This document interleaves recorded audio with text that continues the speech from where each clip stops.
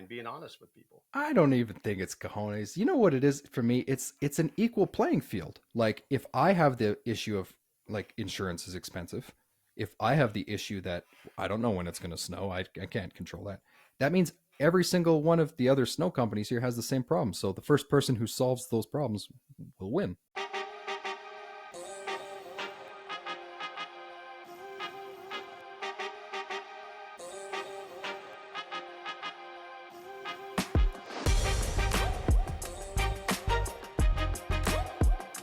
What's happening, everybody? Welcome back to the Talking Lots podcast here on the Pavement Group Podcast Network. Got an awesome guest, somebody that I've really enjoyed getting to know, and he's become a great friend of the Pavement Group. He's part of Top Contractor School, and if you're paying any attention to the industry, you've noticed him. You've seen a lot of his content out there, and him and his beautiful wife and their family. They're doing great things up there in Canada. Up in Canada, yeah, it's up in Canada. I Oh, don't know it's what up that there, bro. question meant. You're way, way up in Canada. So Cam Roberts, laser line striping, used to be laser line striper. We're going to get into that, the new branding, and you've also got a pretty cool podcast, which I've enjoyed. You've had some of our team on there. I know Eli was on, and that's Stripe It Like It's Hot. But welcome, Cam. How are you? I'm ecstatic to be here and I'm doing great. Thank you. That, oh, only a Canadian guy could say, "I'm ecstatic to be here," and pull that off. That was perfect. Oh, I'm dude, feeling the energy. I'm feeling the energy. you're bringing the energy. You got the backwards hat on, the cool glasses. Let's go. I I'm do. I'm I'm jacked up for this. Does that add to the energy of the backwards hat? It makes me feel youthful, you know? At least 5 years younger, Todd. At least.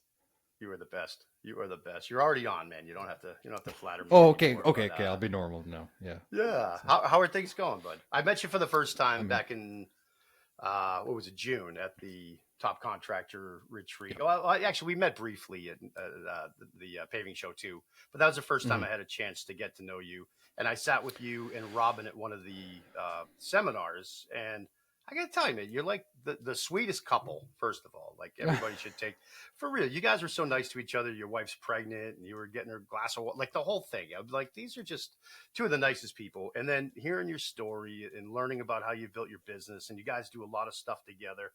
It's really impressive. It's really neat. So would you just share a little bit about how you got started and what the business looks like now? Man. Okay. Well, that was a lot. Well, I'll Oh, start with the important thing. I'll start with Robin. Robin is amazing. She is super cool. She actually does quite a bit in the business behind the scenes, as much as she can because baby number three will be here in 2 months at the time of this coming okay. up. So October. October 1st is Wow. happening. So Gotcha. but she's incredible. She's even though she's not in TCS directly, like she follows along, like she knows the people, right? And she's Sure. embraced it too. So That's yeah, it's awesome. been super awesome. So I don't know where do you want me to how do you want the 2 minute version? Like what do you want? Well, it's sometimes it's hacky to kind of do the whole backstory, like how'd you get into asphalt or whatever. But I think Sure. you've got some pretty interesting things that have happened in your life and that have landed you where you are now. And Fair enough. where I'd love to hear as much of that as you'd like to share. Yeah, for sure. Okay, I'll give you the non would you call it hacky? I'll give you the non-hacky version. Well, don't you think though when you're doing a podcast, it's like, well, how'd you start paving? And it's either Yeah, like my grandfather had a bunch of triaxles, or it's I hated what I was doing and got into say whatever. It's dude, 100%. So, I guess the only way that would make my story even slightly kind of unique or cool, and maybe I'll just focus on that is the reason why I got into it is not because my dad had triaxles, as cool as that would be. No, I chopped two of my fingers off on a table saw. Did you know that? I did, yeah, Oh, okay, you know the story. yeah, So they weren't actually off; they were kind of like dangling on my left hand here. And if I show you, I'll bunk my mic. But okay, so when I was off work injured, I was just bored. And I'm the kind of person like I don't like to sit around like ever. I want to be doing something. So when I was sitting off work injured, I always had this idea of getting into this whole line painting thing, which I knew nothing about. okay. What Simply when you said you were off work, what were you doing when the accident happened? What were you doing for work? fair enough. At that point I was in the glass industry. Yeah, Okay, glass, yeah, commercial aluminum, just cool stuff like that, which I loved. sure, I took that job with that company fully intending to spend the rest of my life there. Like I really. loved those guys. Oh yeah. So, but you didn't want to own your own company. That wasn't always a big thing for you back then. I was the guy like dude like when I was, 18, 19, I always had all these goofy side hustles. I actually had a commercial janitorial business for a while, which was super small. Okay. Um, and it was just me, and Robin would help sometimes. And then when I was working at the shopping mall, I was in the maintenance department for years. I picked up all these side jobs doing work for the tenants at the mall, the mom and pop stores. I was always doing something, Todd. Like I Sure. don't like to sit still. But as far as Yeah. owning my own company, I think when I look back on it, I thought of owning your own company as like a mega company. Like you need to have huge assets, lots of people, and I never really thought about it that way. It just kind of organically happened that way, Sure. right? So Okay. um but yeah, that's it. So just sitting around, and I thought, man, now's as good as time of ever to get into this line painting thing. And Robin, super supportive. She was like, I think you could do this. Even with like I had this club on my hand of like bandages. She's like, yeah, I think you could do that. How, like how soon after? Was it just months? I mean, I was off work for like 5 weeks. I was itching to go back. And Okay. they were, yeah, I wanted to go back to work as soon as possible. But those 5 weeks just sitting at home, like, dude, like bad stuff happens if I sit around. Like I'll cause chaos, right? Yeah. So Did you guys have kids already at that time? yeah, we did have kids. Kids were young, about 3 and 5, Okay. I think, at that point. So But yeah, I it didn't was have a a ton of it was a money. leap of So it was a leap of faith it was a for leap both of of the you. savings account for sure, Yeah. because we didn't have, Yeah. oh, dude, we didn't have money. We were in like our mid 20s. Like we didn't know what we were doing. Yeah. Sure. Um, but I, like I, to this day, I'm a huge proponent. Like just it, I just told one of our guys at the shop yesterday, like when something bad happens, I guarantee you something good will come of it. And you don't know what it's going to be in the moment. So yesterday, one of our team members had their truck stolen from our yard, actually. Oh no, their personal I truck. Yeah, man, they were on night shift and they came back at 6 a.m. and it's gone, and he's crushed. And I told him, like, it's the same thing I think about when I hacked my fingers off on the table saw. I was like, I didn't know something good was going to come of it, but I guarantee you I would not be here with you or doing any of the fun cool stuff I'm doing had that bad thing not happened. So Yeah. That's great perspective. Have you always been wired that way? no, I No. don't. Well, I don't think so, Todd. Like I've just, I'm not a special guy. I don't do anything crazy. Like I think what I'm building here, what I enjoy doing for work in the business and the podcast and everything, it's just what I love to do. And it's like building momentum, in my opinion. Like you start small. When I got that first line painting machine, like, dude, this wasn't in the vision. It just started building and building and building. And when you start to get some positive momentum and you surround yourself with people who pump it into your head that, hey, you can actually do this, I Right. mean, you kind of turn into an unstoppable force. Right. Yeah. How big of a factor do you think that is? Like having that right mindset, because that sounds like that's a big part of what propelled you. And again, just knowing you, like you said, I'm not a special guy. Well, I think of you. I mean, I think you're a special guy. So everybody in our group has their real special, parts about them and their unique talents. But when I think of you, I think of something that's so positive and just like you don't seem like you ever have a bad day. And that's probably gotten you through. I'm sure, of course, you do. You own a small business and all that, Sure. but um, how much of that though is can you attribute to where you're at now? I mean, truthfully, that's been a work in progress. So I'll tell you something funny. I was listening to you guys interview Nate. Oh, Or sure. no, it wasn't Nate. Sorry, maybe it was Nate. Now I'm blanking. Yeah. How Nah, many it was, beeps were there in the episode? Because it was I Nate mean, Swink. It was probably like beep beep beep beep. there was a few beeps. It was Yeah. Nate Swink talking. I think it was when you guys were chatting with him. But anyways, Okay. Nate basically just casually slipped it in there during his story. If he's like, yeah, one time I lost $500,000, and like to the average person, you hear that, right? And you're like, well, I would die. Like, Right. how do you Yeah. What how are do you you gonna lose do? half? But he was just like, it's just a bump in the road, man. Like it's what happens. So I've had a lot of those bumps in the road, and the bumps are getting bigger. But I used to panic a little bit, Todd. Like we've had some pretty tough situations over the last 5 years running a business and growing it. Some stressful moments. I call them stress farts. There's been lots of stress farts, right? Stress But fund. what I think, like Todd, it's just a numbers game. Like when you've solved 138 like big stress farts, when you get to 139, you're like, well, I don't know. I've solved 138 of them, so I just kind of learned just by doing. Right. Yeah, that makes sense. Which And you I learn hope that's like not what not to worry discouraging. about. Yeah, No, I hope not at that's all. not discouraging to somebody who's like, well, I'm in a stress fart right now. Well, you might not see the end at this moment, but if I think, well, you asked about mindset. I mean, if you're committed to the mission of what you're doing, it's going to work. Yeah, I agree with you that that goes right to it. How you approach it, and you start because you start to rip away some of the things that used to stress you out. Because either you realize you can't control them, or they're actually not that bad, and as bad as you used to make them to be. You're like, all right, well, I've seen this 20 times now, and here's how it ends. So that's okay, right? So that's the experience, but you got to be able to persevere. And early in your career, especially when you're building a business, and it's kind of just you, but it's you and Robin. But she's got her role in it, and you're internalizing so much stuff. Um, that's a hard time to stay positive. That's a hard time in the journey to be able to, be the guy that shows up in the morning with the smile on for everybody, right? But again, I'm paying you a compliment here. I think you outwardly do it well, and it's probably part of the reason why you've been able to grow and have a team follow you, into the next stage of the company. Well, thanks, man. Yeah, I don't feel like I even gave you a good answer because I truthfully don't know. There was no defining moment where I just decided, well, I'm just going to solve every problem. But it's been trending that way now.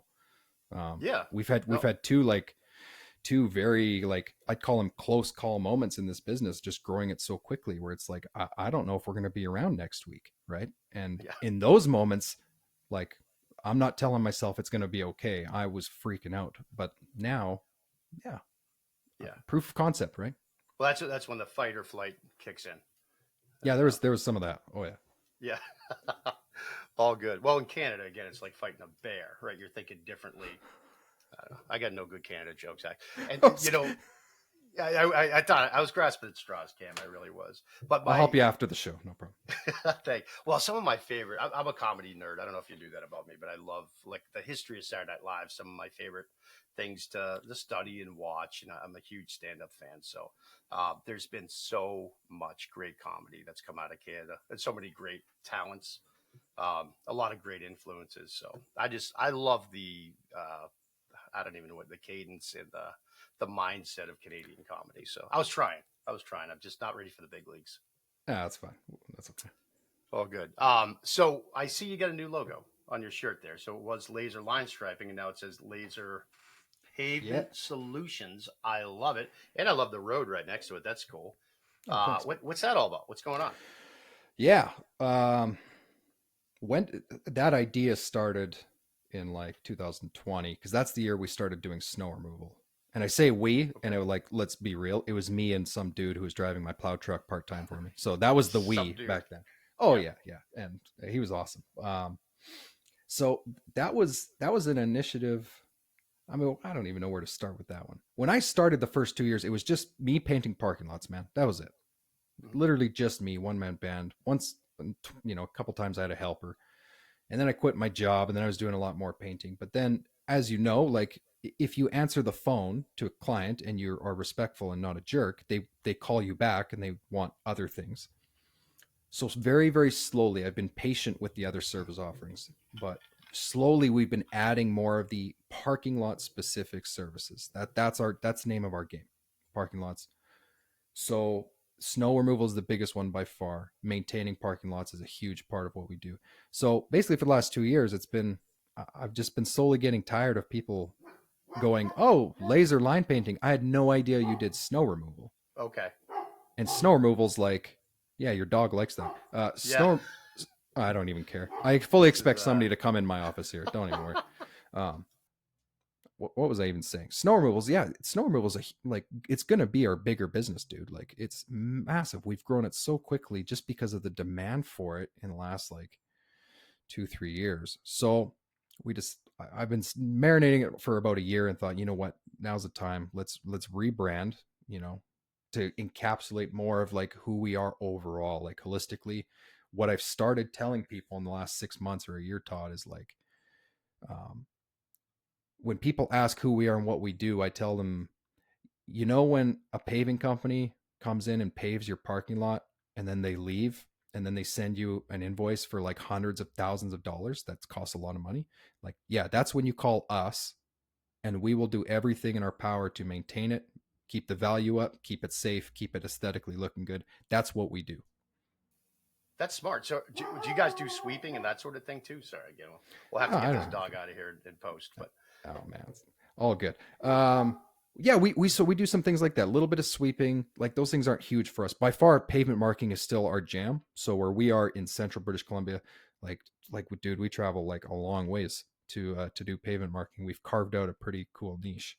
But absolutely, like that's our rule of thumb. Like Mike, our sales guy, I'll tell people that if it's in your parking lot, like we care about it, right? We're gonna yeah, help you. well, that's cool. That's a great way to approach it as well. Like that's a good value proposition for sure. And then you kind of define it. Is each customer a little different? Like if you're located here and your property looks like this, we can do these two things, or you kind of going really wide to start?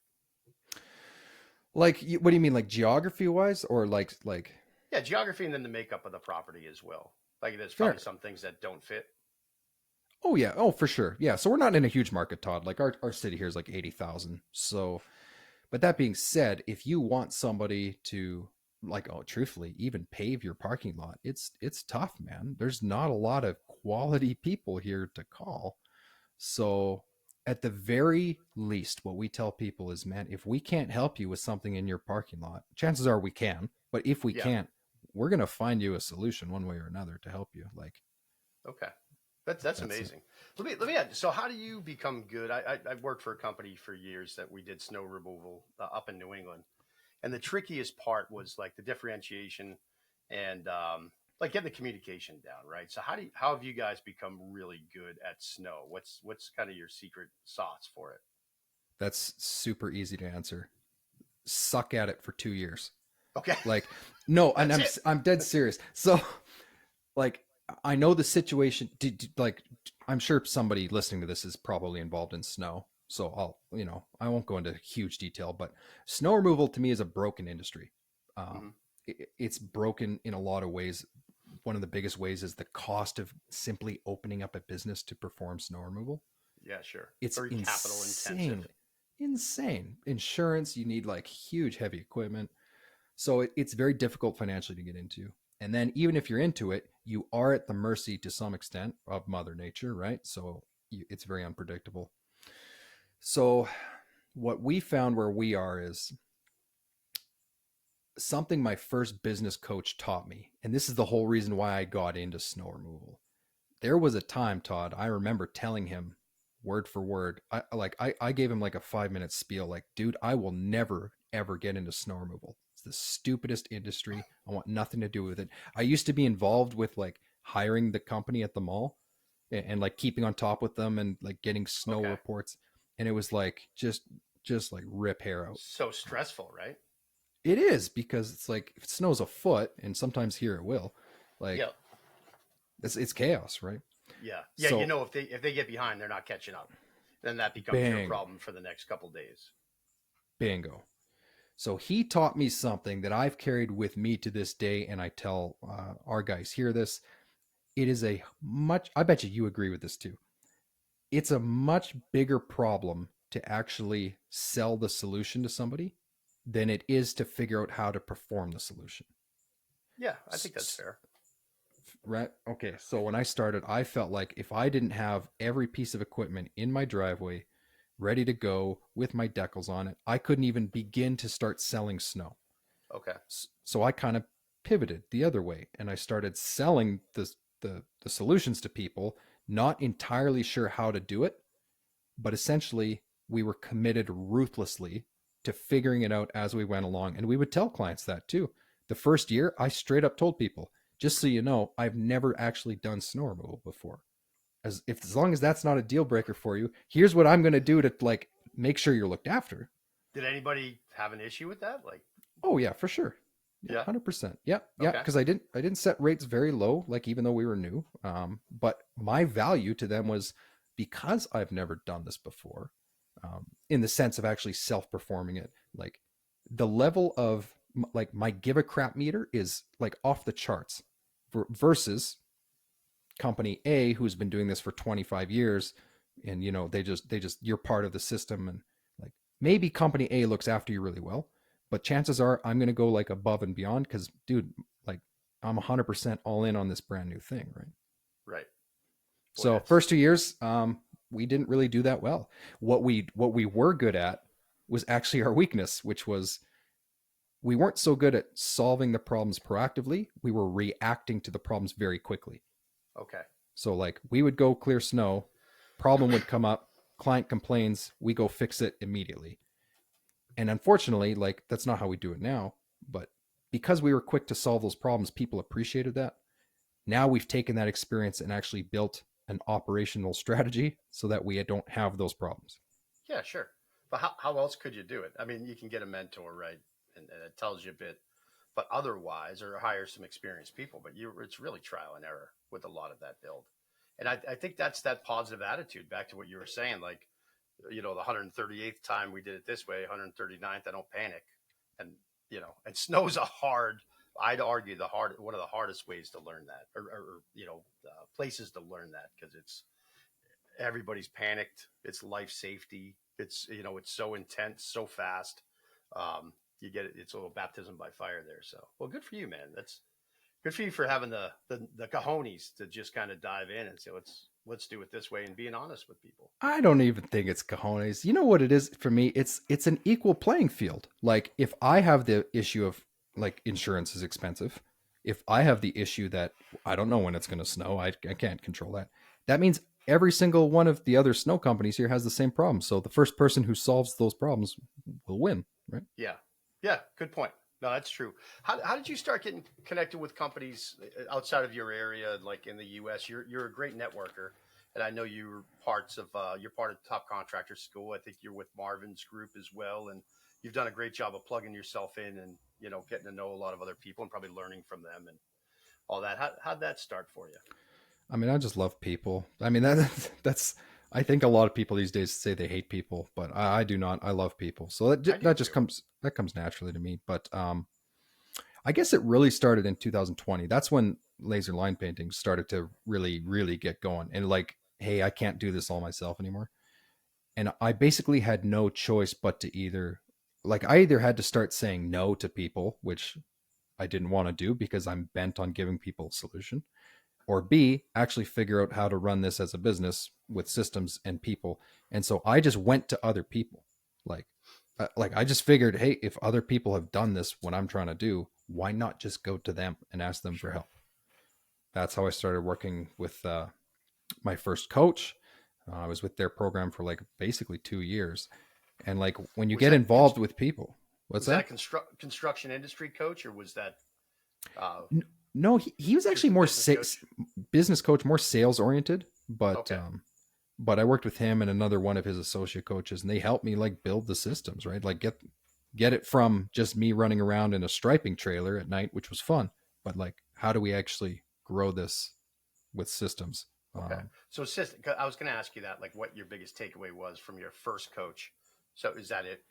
How to build systems into the business?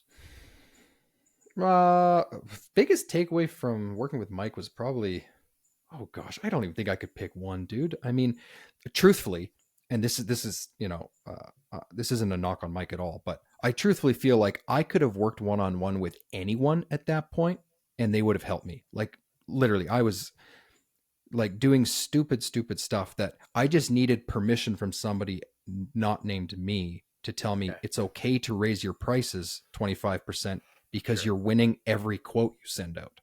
Yeah. So like internally, I knew that, hey, I probably shouldn't be winning 100% of the quotes I send out or whatever it was. But I just needed somebody to say, other businesses raise their prices. Like it's okay. You can do this.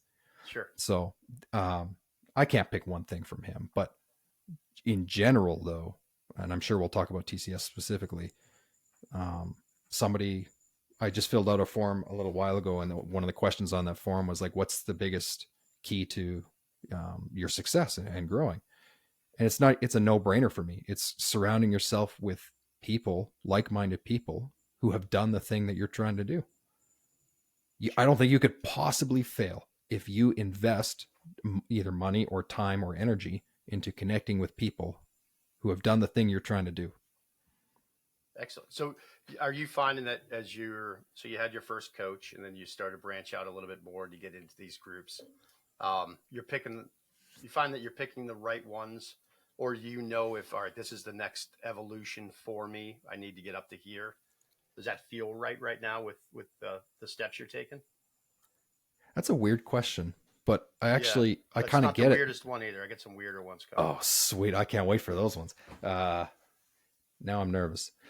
It actually it has changed, dude. So like in 2020, when the business was growing and I'm trying to figure out, I would just connect with anybody, like face people on Facebook, Facebook groups, and honestly, I think that I was searching out the right people based on the season of where I was at, but personally and professionally. But it absolutely has changed. Now I get much more intentional, much more granular, specific with like, hey, who should I be spending my time with? So one thing Okay. I found is, when you start a podcast is like people DM you and they want to ask you questions. And to this day, I love that. I love it when a random person sends me a message on Instagram. What I have learned though is that like I can't always give my time to every single person. I have to be a little bit careful. And Okay. some of the people that have helped me maybe 2 3 years ago, they're not bad people. It's just I need to go search out something a little bit different because I've changed. The business has changed. Right. Yeah. And I used to be a little uncomfortable with that, but now I'm like, it doesn't mean that somebody I worked with 2 3 years ago was no good. It just means something has changed. And now I'm going to adapt. Well, they met you at that right point, like you said, this that season of your business or your professional development, and that was kind of the nature of my weird question. You put it a little more eloquently, but because you see that right, you see even with top contractor, you see sometimes there's folks that come to plug in. They're like, you know what, I'm not quite ready for this, or for the or whatever it is, any of these other groups too. So Mike, your first coach was probably tremendous. He probably helped you with a bunch of things, but the things he taught you, you don't need to go back and necessarily learn those. So you go over here, you're like, oh, they're still teaching this here. I'm going to go here, and oh, this is a great fit. And for me, I found, you have that coach or you have that real, instructional type of training, and then you find networks where you find all the little odds and ends and the things that you're not going to find in a book that people have gone through. You're like, man, that's me. That's what I'm dealing with right now, and it's so nice, and it's so great to have that to plug into, so that you don't feel alone as an entrepreneur. Did Brian ever tell you? Well, I don't think it's that great of a story, so probably not. But did he tell you like how I joined TCS? I don't know if he did, but tell the story. I'm sure it's a great It, story. oh, it's super short. Like it's pretty easy. So I stopped working with that first company that the coaching company I was with, in like I'm gonna say like mid to yeah, it was the fall of 2022, and I Okay. just took a break, from direct mentorship, and uh, basically like by the time I got to the end of 2022, I was like, you know what, this company is still growing. I don't want to do this by myself. Like I need to find somebody else. And so the first person I turned to was TCS because I've been following along, right? That the marketing, the Sure. content, I know the people, the right values, they're there. So basically, the way I joined TCS was I booked a call with Brian. Like it was 3 minutes long. Like it didn't take long at all. It was basically like, dude, I know this is what I need. Just like, what do I got to do? Like, I Yeah. don't want to do this by myself again. And he's like, here's what you need. I originally asked him for like, how do I get coached one on one by you? That's what I really want. And he said, well, that's what Top Contractor School Inner Circle is. Like Mhm. it's, and I'm like, no, that's not one on one. Like I need one on one. So he twisted my arm for a couple minutes, but basically, yeah, it was about 5 minutes. I was like, I don't even care what it is. I don't care how much it costs. Just tell me what I got to do. I'll be there at the next call. Like, let's go. Yeah, because of the effort that was put in by you guys to like tell the story. And Sure. TCS has been. I feel like I've been in TCS for 2 years just because I've been following along for 2 years. But it's the real deal. I love it. Yeah. It's funny you say that. I kind of thought you had been too. I think you're one of those faces in our industry that, like, not that you just see a lot, but you kind of connected with. Like, you're a very good ambassador for the asphalt maintenance world. I kind of thought you were in TCS for a couple of years as well, and I go to all the events. So I when probably I should saw have you been. there, I'm like, Yeah. yeah, Mm. yeah. Yeah. So what's your favorite part of it? What have you gotten the most, or what's it given you the most of so far? Favorite part of TCS? Uh, wow, man. How do I pick one favorite part of TCS? The like holistically speaking, the whole environment of the quality of people in it Mhm. contributes to the overall experience just being unbelievable. There was nothing wrong with the group I was in before. I love how I'm not saying the name. It's no whatever. It's fine. Yeah, that's all right. There's nothing wrong with it. Great people. I'm still connected with a lot of them to this day. I love them. Yeah.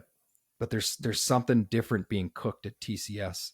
It's hard. It's almost like an intangible thing, Todd. I don't know how to explain it, but um, the Yeah. quality of You people, almost how don't they're, want to.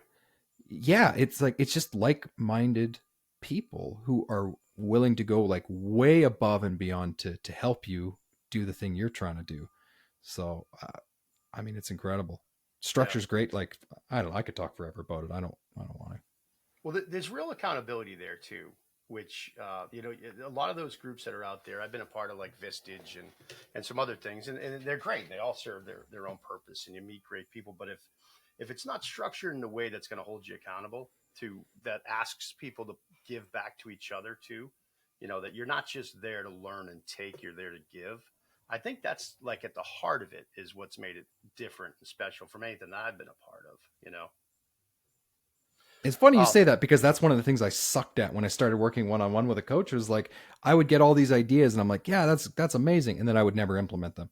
yeah. Right? Yeah, you need people to hold you accountable. Huge. Yeah, sure. No, I consulted for a few years between companies. I had a non-compete, and I didn't like it for that reason. Quite frankly, I Mm. met some great people. Actually, Patrick, who you saw before we started, I met him and a client that I was consulting with. But I people wouldn't put things in play, and he couldn't really have that much of an effect. And some would, some wouldn't, and it's different. So like, it's got to be a two-way street. You got to be like giving back. I think as a consultant, and even as someone that's hiring a consultant, like you got to be invested in the relationship to kind of squeeze all the juice out of there. So let me switch gears a little bit. As a leader, you got a bunch of employees now, and you're building, and you got to set vision, right? And then you have to run the day to day of the operation. And I'm sure you're starting to grow people under you. But what kind of leader are you? What kind of leader am I? Well, um, lead like Like giving people. what's your style? What's my style? I I believe in the potential of our people. So I guess my style is I just have to unlock the roadblocks that are in their way of their own potential. So like I guess what I mean is like I always envision myself doing something self-employed, right? But I also didn't really have anyone in my environment like friends or family, and this is not a knock on them at all. I don't come Oh, from that sure. background, right? Yeah, most Like don't. I don't think in our industry. no, my dad was he worked at the government for like a million years, and nothing wrong with that. He liked it a lot. Yeah. So I just didn't come from that background. So I never really had people telling me like, hey, if you have something, aspirational that you want to do in business, like it's okay to try it and do it. And I think you can do it. So my style is I firmly believe that all 13 of the people that are here have insane potential that they don't even know about. I'm convinced of it. Okay. Like from the top to the bottom, I think every single one of our 13 people have way more potential than they know. And all I do is like tactically and systematically find it and help them to see it and then just let them go. Wow. Right. I just want to build the structure and the system that enables them and gives them the vehicle to go do the stuff they actually want to do in life. That's That's my cool. style. All right. So I guess it sounds kind of like servant leadership to some degree, but I love the way you said that because like someone believed in you. Nobody's told you you couldn't do something, and so you've carried that forward because it worked, right? You just needed that belief, and so you think if you believe in other people and pour into them, they can do whatever they want as well. That's kind of the way I heard that. 100%. Yeah, there's been a couple pretty like emotional conversations I've had with some of the people here. Well, like one guy flat out told me 3 months ago, like his own family basically told him, "You'll be nothing more than what you were when you were 20, which was like a druggie and a loser." Like his own family has told him that. So like, Oh, how are you ever going to possibly thrive? The people closest to you in your life have basically told you you're never going to make it. But I see it the other way when I like all I have to do is just find out a little bit about what makes somebody tick. What are they interested in doing in their life? Um, And then just me trying to build a system that lets them, find that potential and just go do it. Because I believe in them. Like, I didn't know you when you were 20 and a druggie. I see Right. you as a 30-year-old who's one of our best people. Yeah. That's amazing. That's amazing. Yeah. And you could be that one person and understand the power that you have as a leader, right? That It's a you can change that whole trajectory and maybe change bloodlines. I mean, that's pretty cool, man. one other thing that's been huge. I just want to talk about. I think about this one a lot, which is, it's really simple. Um, I struggled when I first started hiring people, like Todd. The first time that I hired, I had people go out to do a striping job without me there. I I think I cried, actually, truthfully, because I was so, no, I ain't joking, Yeah. and not because I wanted to be out there, because I love painting, even though I do. No, I was very upset about it because I felt like, to that point, everything that I had built in laser was me going out and painting. Right. Yeah. The first time it happens where I'm not out there, I felt like I was letting my people down. This is You something. all right. So you felt like you weren't Oh, working hard enough, kind of oh, thing, or 100%, dude. okay. 100%. Like, and this is something Brian talked about before on one of the TCS calls recently, which was like, as a when you lead people and you rush in to solve their problems because you're trying to protect them, right? You don't want them to fail. You don't want, like, you actually do the opposite of what you are trying to accomplish when you do that. So in my mind, the first time two guys went out on a striping job without me, I'll never forget it. All I could think about was like, I need to be out there. Like, that's my job. That's what I know. If Yeah. I'm not out there and something goes wrong, they're going to be like, the leader wasn't here. Like, where were you? Um, so the thing I think a lot about these days, because I don't go out and paint anymore, unless it's like DEFCON 1 situation, we got crap to do. Um, but like, I try to lead from the front when the times are tough. So if we're behind on a job, if something's going wrong, like, I'll lead from the front. I'll get in there. I've done overnight shifts. I've worked 20-hour days. Like, I'll do that if I have to. But when the times are good, I like to drift to the back and just watch and let the people do their thing, right? So the more I Yeah. can lead from the back, in the sense of like, just, hey, I'll just like be here and like watch you guys lead the charge, Sure. right? That's what I That's try to do. that's cool, man. What part of it do you enjoy more, like the sales and business acquisition side of things, or the operations and like really making things hot? What's more natural for you? Which one's more fun? All right. That's easy. I hate operations. I Okay. despise it. Oh, it's just like seriously, I tell people that here too. Like, man, you tell me to schedule like our 3 crews for a week, I just like instantly zone out. Like, I have zero interest in that. But it's important. Your operations are important, which is why Of course. I've got people in there who like it and are doing a great job with it. By nature, I'm a sales guy through and through, 100%. Okay. To this day, I love sales. Yeah. Um, but I guess, more than even sales now, as much as I still love my sales, what I enjoy doing now is building and leading. I love building the system that allows the other people to flourish. Yeah. Well, You're that's a sales guy fantastic. too. You know what I mean, right? Like, operations. Million percent. You don't want me touching anything on the operation side. No, it's It'll horrible. it'll break. But yeah, I do. I love sales. I was having a conversation with Tony, our COO, just yesterday, talking about.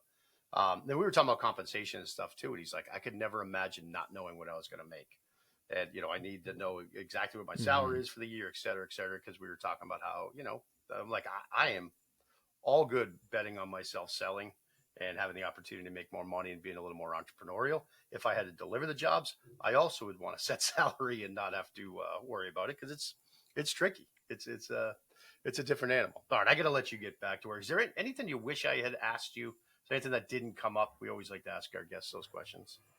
What did I wish you didn't ask? Hmm. What did you not ask me? I don't know. Well, you said you had weird questions, so I'm a little bummed out we haven't got those yet. No, I don't really have that weird questions. Um, We got to keep it PG. This is a oh, it's a professional format. yeah. The dog was professional too. That was a professional dog. No. well, well said. Well said. So Uh, are we going to see you in January in Florida? man, I sure hope so. So, Okay. it's going to be a little bit nuts that time of year between, baby, the Pave show. I'm going to be speaking at the Pave show, actually. Oh, no Um, way. yeah, man, I'm super excited. I'll be speaking to Pave. There's another event that AC does in December called Ignite. Yep. that Yeah, we went to that last year. oh, okay, cool. So I like it's Ignite. funny enough, like I know very little about it. I have to talk to Jessica about it, but I'll be there as well doing a Okay. panel. Oh, very But cool, dude. yeah, I would love to. Honestly, based on what I've heard, I don't think I could possibly miss the next TCS event. That's going to be No, incredible. it's yeah. Can't let the cat out of the bag, but it's going to be pretty cool. It's going to It's be going to be pretty cool. amazing. So Oh yeah, actually, let's go back to that for a second, though. Pavex. I just want to, for anybody that's watching this, that's in the industry, yeah, most people should know they're doing an awesome job marketing. I really think it's neat what they're doing for the industry as a whole. They're like what they're building out between Pavex and Ignite, and all the other media. It's really impressive, and it's kind of come fast. But I think they're just doing a wonderful job. So Pavex is in Clearwater. No, I'm sorry, Ignite's in Clearwater, like the beginning of December, yeah. That's and it. you're on a panel there. I am. What are Yep. you talking about? Truthfully, I can't even remember, but I have to double check. But I remember I was excited about it. I'll be with a couple other great dudes in the asphalt industry. I believe it's more marketing specific, but Okay. yeah, very short panel. But I'm excited to be at that one. Yeah. Do you remember off the top of your head who you're with? Oh It's no, hard to remember because all this stuff. I should have oh had you my prep. goodness, Sorry. I should have prepped. And then Man, is it? that's all Maybe right. it's the Buck brothers. Maybe. Oh, I can't. I'd have to check, dude. I'm Oh, so sure. sorry. I can't remember. But Yeah, no yeah, worries. two great people. I remember that. And then Pavex San Antonio in January, and that's going to be like a bigger equipment show, from what I understand, like a really trade Mm. show kind of, or like an expo kind of feel, not trade show, but they're bringing in a lot of the equipment vendors, which sounds really neat because it's been lacking a little bit the last few years. So I'm excited that that's coming back. The sense I get is that Payvex is going to be quite a bit different than some of the other shows. So I'm excited because I'm going to be there and speaking, which I love speaking. But more importantly, like I just think the show in general is going to be it's going to be super cool. Maybe that's the one thing you didn't ask me, by the way. Maybe I think I just thought of it. Um, and it kind of goes back to everything I answer. I always have a preface to it. Like my preface is um, we were talking about having the right people in your life in the season based on the business or your personal life. Like who you have Sure. here might not be who you have when you're here. Might be different here. Um, I've fallen in love with the idea of helping guys who were in my position, who are growing their companies and basically doing everything themselves. Like I was the hat wearer, right? I had every hat on. I Yep. would quote you. I would invoice you. I would do the striping. I've fallen in love with helping those people like build the beginning structures of how to start scaling. So, um, like even honestly, even a lot of the content on the podcast that I do for striping businesses is geared towards those guys. Um, I run a really simple 12-week training academy called Stripe It Academy, and that's not designed for big dudes. That's for like guys who are like me, who are like, I know I can do more. I know I can grow, but I just don't know how. And if you don't know, like you, in my opinion, like you can either figure it out yourself, I suppose, or just go to somebody who's willing to help you at that stage in your career, that season in your business. And that's what I fallen in love with doing. So when I speak, like I spoke at NPE that's the first time I've ever public spoke about business, which is Okay. super weird. Like I've been public speaking forever, but like never about business. So like that's who I gear my content to. I want to help the guys who are making under 500,000 in revenue, like double. Right. That's And awesome. that's what I love doing. Is it real tactical? Your academy?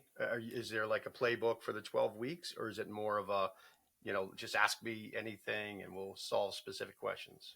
No, dude, it's super tactical. Yeah, 12 weeks. Okay. There's 12 specific topics. Oh yeah, no, it's so I've run 4 of them. So now I'm getting more comfortable with it. It's getting dialed in and refined, and it's nothing, you know, like in my opinion, it's nothing earth shattering, right? It's not like, I'm not gonna like I can't help somebody who's $1 million company grow because that's the size of company I am. That's just where I can't help you get to 8 figures, but it's very tactical from a mostly sales and marketing perspective, but also like beginning to bring people into your company. That's a Yeah. huge hurdle for so many people. It was Oh, I for bet. me.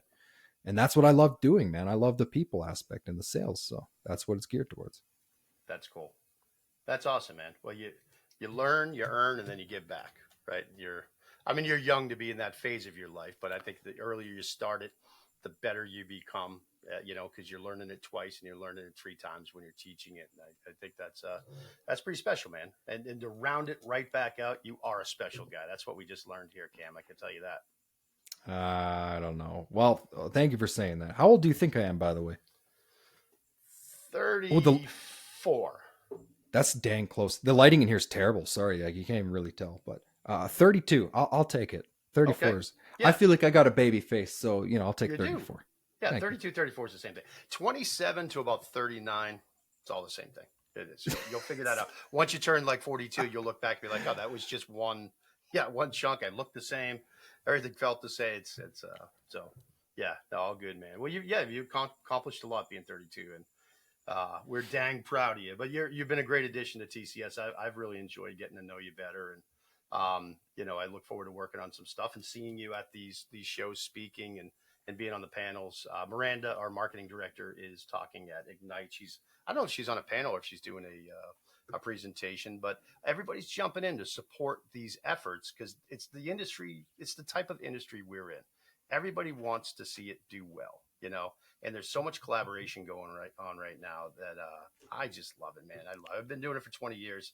The last 5, 6, 7 have been so different than the beginning of my career, and I loved it then too. But the energy and again the stuff coming through, like the things that you're doing and the sharing and the collaboration, helping each other out, is what's gonna set the sails for the next 20, 30 years, and it's pretty neat. That's cool because I got started 6 years ago, and everyone has said that it never used to be this way, and I'm like, to me that's criminal. Like there needs to be more people, not promoting, but more people like helping, just Definitely. anything content wise, like just helping people answer the simple questions. Like we need way more of that. So yeah. Yeah. There's some super qualified people who should be speaking ahead of me at these places, but they hold back a little bit. And Well, it's not a natural thing for everybody. totally. You know. Yeah. And you don't have to by any means. No one's going to force you to. But yeah, No. I know a big thing for me, like when I started the podcast, like I remember telling my coach this was his idea. I was like, dude, I'm the least qualified person to start a striping podcast. Like literally been doing this for like 3 years. Why should I do it? And his answer was, well, no one else is doing it. So if you don't do it, the whole industry suffers, right? Which is a little bit of an Yeah. exaggeration, but it's true. Like if you have valuable content and knowledge and experience, like, dude, if you don't share that because you think, well, I'm not good enough, I don't know if the show will be good enough. Like I'm still using a $40 Amazon mic when I record my podcast. Like I'm not at SpaceX or Tesla levels here. Right. But like Right. if you hold back, the whole industry gets hold back. So might as well give the little bit you got. Well, and you can create a comfortable platform to bring those people in too that have that knowledge. So they're not going to start their own podcast. Well, they can come on yours, and they're going to share with the people that you're trying to help and make better. And it's all good. But that's the mindset, man. That is the mindset. It's an abundance mindset that creates collaboration. I think there was a scarcity mindset for a long time in our industry, and people didn't want to share because they thought there was only so much work. But also, each generation changes a bit too, and we're in a good place right now. I'll just say that I really think the industry is in a good place right now. And Amen, brother. Amen. yeah, well, thank you so much for taking the time. Best of luck with everything with the baby in October. Do you know what you're having? Girl number 3 in a row. Girl, no, man, you're going to be working a lot these next 10, 15 years. Mostly like in 5-10 years when the olders are teenagers. Yeah. Yeah, exactly. Keep me in your thoughts and prayers, please. No, absolutely. Well, that's pretty cool. Okay, congratulations to you and Robin, and Thank you. wish you well finishing out the season strong. And thank you so much for coming on. We'll look forward to seeing you this winter at a bunch of these events. And anybody who wants to check out Laser Pavement Solutions, new website and all that'll be out there. Oh, it's already up, man. Just It's already Google up. us. You'll find us. We got good stuff. Actually, we just hired a full-time marketing person, so you'll see some cool stuff coming. Yeah. Nice, man. I can't wait. Well, Cam, thanks again for joining us here in the Talking Lots podcast. Thank you, everybody, for plugging in, learning Cam's story. We'll see y'all next time. Take care.